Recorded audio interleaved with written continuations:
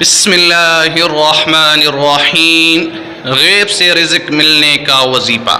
ایک شخص نے عرض کی، یا رسول اللہ صلی اللہ علیہ وسلم، دنیا مجھ سے پھر گئی، رزق تنگ ہو گیا۔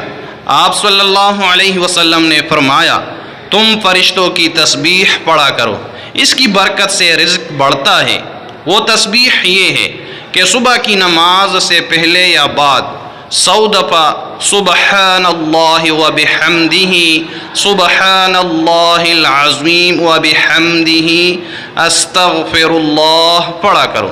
اس کی برکت سے دنیا تمہارے پاس ذلیل و خوار ہو کر آئے گی اور تم کو غیب سے رزق ملا کرے گا۔ اور اس تسبیح کے ہر کلمہ کی برکت سے اللہ تعالیٰ ایک فرشتہ پیدا کرے گا جو قیامت تک یہ تسبیح پڑھتا رہے گا اور تم کو اس کا ثواب ملا کرے گا۔ اس شخص کا کہنا ہے کہ میں نے یہ وظیفہ پڑھنا شروع کیا اور ہمیشہ پڑھتا رہا۔ تھوڑے ہی دنوں میں اللہ تعالیٰ نے میرا رزق کھول دیا اور میری تنگ دستی دور کر دی، اور ارشاد فرمایا، سبحان اللہ وبحمدہ جو مرد یا عورت دن رات میں 100 دفعہ پڑھے گا تو اس کے سب گناہ معاف ہو جائیں گے، اگرچہ سمندر کی جھاگ کے برابر ہو۔ اللہ تبارک و تعالی ہم سب کو پڑھنے کی توفیق عطا فرمائے، آمین ثم آمین۔